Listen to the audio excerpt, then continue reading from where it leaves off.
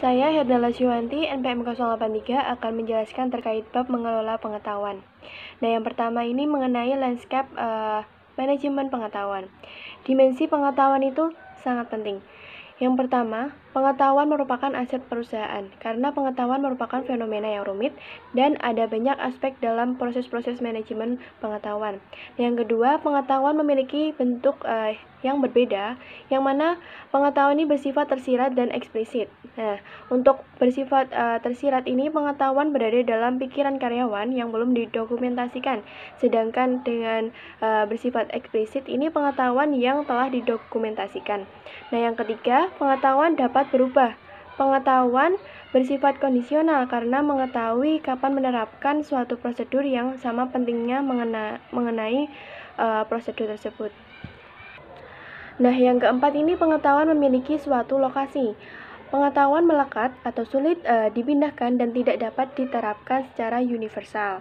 Nah, selanjutnya membahas tentang pembelajaran organisasional dan manajemen pengetahuan. Nah, yang pertama, pembelajaran organisasional adalah organisasi untuk menyesuaikan penilaian mereka, mencerminkan pembelajaran dengan menciptakan proses bisnis yang baru dan dengan mengubah pola dalam pengambilan keputusan manajemen. Sedangkan manajemen pengetahuan ini itu mengacu pada proses bisnis yang dikembangkan untuk menciptakan dan memindahkan dan menerapkan pengetahuan. Nilai manajemen pengetahuan, ini ada 5. Yang pertama, penguasaan pengetahuan. Organisasi dapat memperoleh pengetahuan dengan berbagai cara. Sistem manajemen pengetahuan yang berupaya untuk membangun gudang dokumen perusahaan, laporan, presentasi, dan praktik pelaksanaan yang baik. Nah, yang kedua, penyimpanan pengetahuan. Penyimpanan pengetahuan ini setelah berbagai dokumen pola, data tersebut harus disimpan sehingga dapat diambil kembali dan digunakan. Nah, penyimpanan pengetahuan pada umumnya melibatkan penciptaan suatu database. Nah, yang ketiga, penyebarluasan pengetahuan dengan teknologi portal, surel, pesan instan, alat bantu sosial bisnis, dan mesin pencari telah ditambahkan pada pengaturan yang dari alat bantu kolaborasi untuk berbagi kalender, data, dokumen, dan grafik. Nah, yang keempat, penerapan pengetahuan.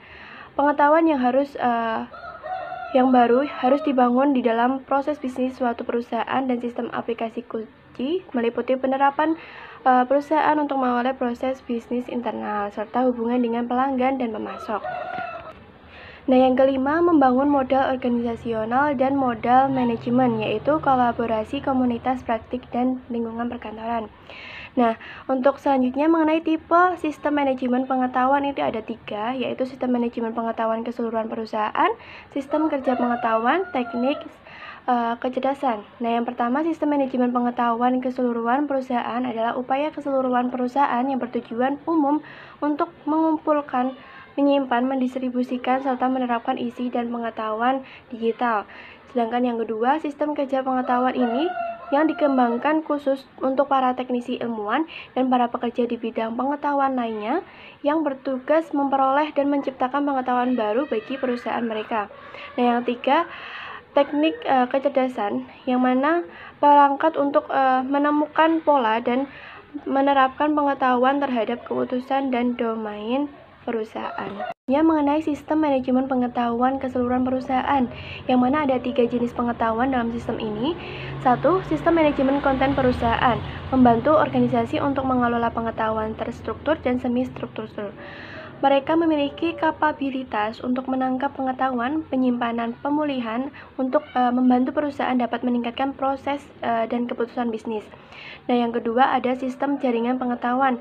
Nah, di sistem ini mengenai permasalahan yang timbul ketika pengetahuan yang tepat tidak dalam bentuk dokumen digital, tetapi sebagai gantinya dalam memori para ahli individual dalam perusahaan.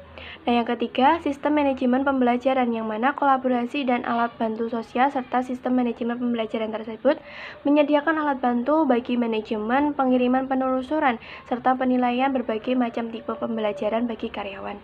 Mengenai sistem kerja pengetahuan, di sini pekerja pengetahuan dan kerja pengetahuan itu melakukan 3 peran kunci yang penting bagi organisasi dan manajer, yaitu 1. Menjaga aliran pengetahuan dalam perusahaan dalam perkembangan perusahaan dalam teknologi, sains, pemikiran sosial, dan seni.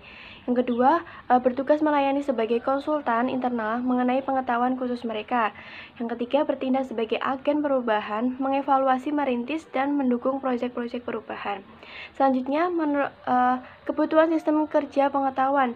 Nah, kebutuhan sistem kerja pengetahuan ini memerlukan akses yang mudah pada basis pengetahuan eksternal, perangkat keras komputer yang luar biasa yang dapat mendukung perangkat lunak dengan grafik intensif, analisis, manajemen dokumen, dan kapabilitas komunikasi serta antarmuka yang mudah dipahami. Nah, selanjutnya contoh sistem kerja pengetahuan ini ada 4, desain berbantuan komputer atau CAD yang akan mengotomatisasi penciptaan dan revisi dari desain dengan menggunakan komputer dan perangkat lunak grafik yang canggih. Yang kedua ada sistem realitas virtual yang mana memiliki kemampuan visualisasi, pengubahan, dan simulasi yang jauh melampaui sistem CAD konvensional. Mereka memanfaatkan perangkat lunak grafik yang interaktif untuk menciptakan simulasi yang dihasilkan dengan komputer yang mendekati realitas yang para penggunanya meyakini mereka sedang berperan dalam situasi dunia nyata. Yang ketiga ada bahasa permodelan realitas virtual yaitu VRML. Serangkaian spesifikasi untuk pemodelan 3G yang interaktif pada World Web yang dapat mengorganisasi berbagai tipe media seperti animasi, gambar, dan audio. Yang keempat itu sentra kerja investasi, yang mana biasanya industri keuangan menggunakan sentra kerja investasi yang terspesialisasi seperti Bloomberg Terminal untuk memengaruhi pengetahuan dan waktu dari para pedagang. Yang mengenai teknik kecerdasan, yaitu sejumlah teknik kecerdasan yang dapat digunakan organisasi untuk memperoleh pengetahuan dari individual dan kolektif serta untuk memperluas dasar pengetahuan mereka. Yang pertama adalah sistem ahli, suatu teknik kecerdasan untuk memperoleh pengetahuan tersirat dalam wilayah yang sangat spesifik dan terbatas dari keahlian manusia. Nah, bagaimana cara kerjanya? Nah, di sini pengetahuan manusia dapat dibuat modal dalam suatu cara yang dapat diproses oleh komputer. Strategi yang digunakan untuk mencari melalui dasar pengetahuan yaitu mesin inferensi. Ada 2 strategi yang digunakan yaitu penalaran maju dan mundur. Kemudian contoh sistem ahli yang berhasil bagaimana? Sistem ahli menyediakan pebisnis dengan serangkaian manfaat meliputi pengambilan keputusan yang lebih baik, pengurangan kesalahan, menurunkan biaya, mengurangi waktu pelatihan, dan tingkat kualitas. Nah, berikutnya mengenai penalaran berbasis kasus. Nah, pada bagian berikut, pengguna menjelaskan masalah, kemudian sistem mencari kasus-kasus yang serupa dalam basis data, kemudian sistem menanyakan pertanyaan tambahan kepada pengguna untuk mempersempit hasil pencarian tersebut. Nah, dari 2 dan 3 ini akan membuat database kasus. Kemudian keempat, sistem menemukan kasus yang paling cocok dan mendapatkan solusinya. Yang kelima, sistem memodifikasi solusinya agar lebih sesuai dengan masalahnya, kemudian berhasil atau tidaknya. Yang keenam, sistem menyimpan masalah dan solusi yang sukses dalam basis data, maka menuju tetap basis data kasus. Mengenai logika fuzzi, di sini menyediakan pemecahan atas masalah yang memerlukan keahlian yang sulit untuk mempresentasikan dalam bentuk aturan yang ketat. Nah, contohnya, bagaimana logika fuzzi ini mempresentasikan temperatur yang bervariasi dalam suatu aplikasi komputer untuk mengendalikan temperatur ruangan secara otomatis. Nah, di sini sejuk berada di antara 45 derajat hingga 70 derajat, meskipun temperatur sangat jelas sejuk di antara 60 derajat hingga 67 derajat. Untuk mengendalikan lingkungan ruangan dengan menggunakan logika fuzzi, maka pemrogram akan mengembangkan definisi yang tidak tepat jaringan neural yang digunakan untuk memecahkan permasalahan yang rumit untuk dipahami di mana sejumlah besar data telah dikumpulkan. Cara kerja jaringan neural ini mempresentasikan salah satu tipe dari jaringan neural yang terdiri suatu input dan lapisan pemrosesan yang tersembunyi. Jaringan neural ini menggunakan aturan yang dipelajari dari pola-pola data untuk membangun lapisan logika tersembunyi. Nah, pada contoh ini, jaringan neural telah dilatih untuk membedakan pembelian kartu kredit yang sah dan yang tidak sah. Nah, selanjutnya, algoritma genetika bermanfaat untuk memudahkan pemecahan yang optimal atas permasalahan tertentu dengan memeriksa sejumlah besar kemungkinan pemecahan atas permasalahan itu. Nah, pada gambar tersebut, tiap-tiap deretan akan terhubung pada salah satu pengubah dalam permasalahan. Suatu populasi awal dari kromosom masing-masing mempresentasikan pemecahan yang berbeda. Algoritma genetika menggunakan proses yang berulang untuk menyempurnakan pemecahan awal sehingga menjadi salah satu yang lebih baik, yaitu dengan kesesuaian yang lebih tinggi. Nah, yang selanjutnya, agen intelijen, yaitu program perangkat lunak dengan basis pengetahuan yang telah ada atau dipelajari yang dapat melaksanakan tugas-tugas tertentu bagi pengguna individual, proses bisnis, atau aplikasi perangkat lunak. Nah, agen intelijen dalam jaringan rantai pasokan P dan G ini: 1. Agen perangkat lunak membuat jadwal pengantaran dari pemasok. Jika pemasok tidak dapat mengantarkan tepat waktu, agen ini bernegosiasi dengan pemasok lain. Kemudian yang kedua, agen perangkat lunak mengumpulkan data penjualan real time pada setiap produk PNG dari banyak toko eceran. Nah, yang ketiga, agen perangkat lunak membuat jadwal pengiriman dari distributor untuk pengecer, memberikan prioritas pada pengecer yang memiliki sedikit persediaan. Nah, yang terakhir adalah sistem algebrida. Algoritma genetika, logika fusi, jaringan neural, dan sistem ahli dapat diintegrasikan ke dalam alokasi aplikasi tunggal untuk memperoleh keunggulan dari fitur teknologi yang terbaik. Nah, sistem-sistem tersebut yaitu sistem. Baik, saya Anindya Damayanti, NPM 107 akan melanjutkan penjelasan terkait meningkatkan proses pengambilan keputusan. Nah, di sini menjelaskan tentang nilai bisnis yang meningkatkan pengambilan keputusan. Yang disoroti di sini yang pertama, apa yang dimaksud oleh bisnis dengan mengambil keputusan yang lebih baik. Yang kedua itu, apa nilai moneter yang meningkatkan pengambilan keputusan. Nah, tabel 12.2 berusaha untuk mengukur nilai moneter untuk meningkatkan pengambilan keputusan bagi suatu proses perusahaan manufaktur skala kecil di Amerika Serikat dengan pendapatan tahunan sebesar $280 juta dan memiliki 140 karyawan.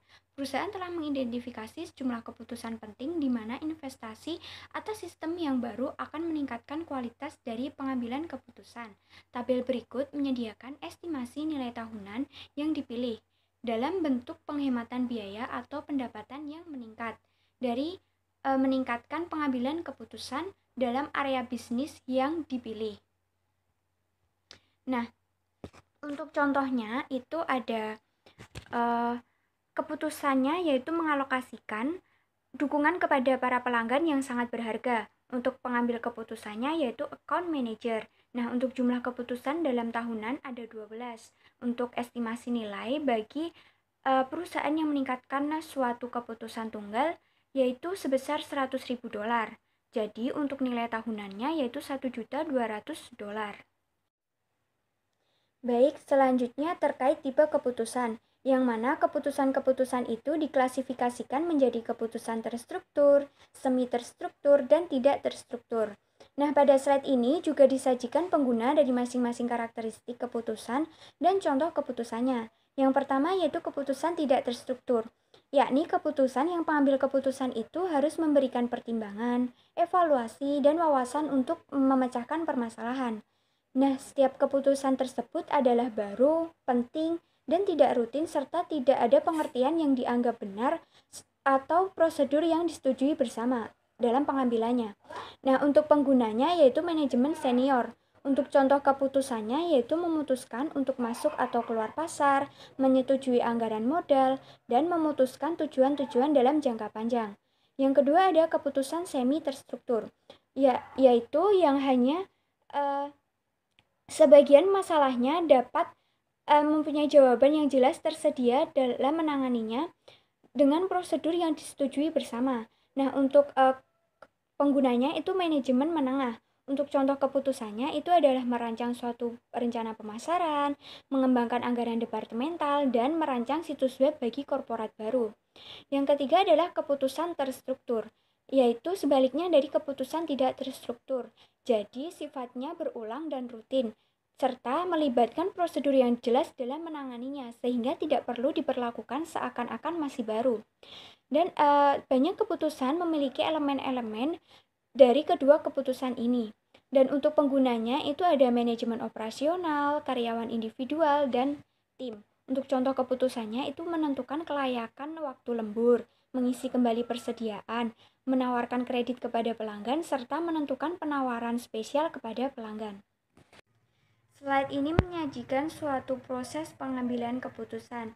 Nah, mengambil suatu keputusan itu merupakan suatu proses yang melibatkan banyak langkah. Menurut Simon tahun 1960, menggambarkan 4 langkah berbeda dalam mengambil keputusan, yakni pertama kecerdasan, kedua rancangan, ketiga pilihan, dan yang keempat implementasi. Dan ini sesuai gambar yang ada pada slide ini. Yang pertama ini adalah kecerdasan atau intelijen, terdiri atas menemukan, mengidentifikasi, dan memahami masalah yang terjadi pada organisasi, yaitu mengapa masalah itu terjadi, di mana, dan akibat apa yang dialami perusahaan. Nah, untuk intinya itu penemuan masalah, apakah masalahnya. Dan yang kedua itu adalah rancangan atau desain. Nah, di sini melibatkan identifikasi dan pencarian berbagai solusi masalah. Dan jadi intinya itu penemuan solusi, apa saja solusi yang mungkin. Yang ketiga, pilihan atau choice adalah tentang memilih alternatif solusi yang ada. Nah, jadi intinya itu adalah pemilihan solusi mana yang terbaik. Yang keempat itu adalah implementasi atau implementation. Nah, di sini tentang membuat alternatif yang dipilih dapat bekerja dan tetap mengawasi seberapa baik kerja solusi tersebut. Jadi, intinya pengujian solusi. Apakah solusi tersebut bekerja dan atau dapatkah kita membuatnya bekerja lebih baik. Baik, selanjutnya terkait pengambilan keputusan dalam dunia nyata. Kini kita dapat melihat bahwa sistem informasi tidak dapat membantu semua peran manajerial. Dan dalam peran manajerial, di mana sistem informasi dapat membantu mengambil keputusan, serta investasi dalam teknologi informasi tidak selalu menghasilkan hasil positif. Adapun 3 alasan utama yang meliputi pertama, kualitas informasi. Maksudnya di sini adalah keputusan yang berkualitas tinggi memerlukan informasi yang berkualitas tinggi pula. Adapun dimensi kualitas informasi yang memengaruhi kualitas dari keputusan yang meliputi 6. Itu ada akurasi, integritas, konsistensi, kelengkapan, validasi, ketepatan waktu, dan kemudahan akses. Yang kedua adalah penyaringan manajemen. Maksudnya yaitu walaupun dengan informasi yang tepat waktu dan akurat, tetapi beberapa manajer mengambil keputusan yang buruk. Jadi para manajer itu menyerap informasi melalui serangkaian penyaringan untuk memahami dunia di sekitar mereka. Nah, para manajer ini memiliki perhatian yang selektif, menitik beratkan pada jenis permasalahan dan pemecahan tertentu, dan memiliki bias-bias yang bervariasi yang menolak informasi yang tidak sesuai dengan konsepsi mereka sebelumnya. Yang ketiga adalah budaya organisasi. Nah, budaya organisasi ini meliputi serangkaian asumsi-asumsi mengenai produk apa yang akan diproduksi organisasi, bagaimana organisasi baru memproduksinya, di mana, dan untuk siapa. Dan umumnya, asumsi-asumsi yang telah menjadi budaya ini diterima sepenuhnya untuk diteruskan dan jarang sekali dibahas. Proses bisnis-bisnis, cara utama organisasi dalam menghasilkan nilai, biasanya menaungi budaya organisasi. Slide selanjutnya terkait pengambilan keputusan otomatis yang berkecepatan tinggi. Nah, kelas-kelas dalam keputusan yang sangat terstruktur dan otomatis mengalami pertumbuhan yang cepat. Apakah yang membuat dari jenis keputusan otomatis kecepatan tinggi dimungkinkan? Yaitu satu, algoritma komputer yang secara tepat mendefinisikan langkah-langkah yang harus diikuti untuk menghasilkan suatu keputusan. Yang kedua, database yang sangat besar. Yang ketiga, prosesor yang berkecepatan sangat tinggi. Dan yang keempat, perangkat lunak yang dioptimalkan atas tugas. Nah, dalam keadaan-keadaan tersebut, manusia, yakni yang meliputi para manajer, dihapus dari rantai keputusan karena mereka terlalu lamban.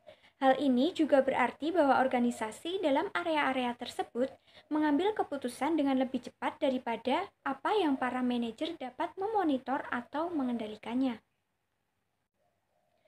Baik, sekian presentasi dari kelompok kami. Apabila banyak kesalahan dan kurangnya kami mohon maaf.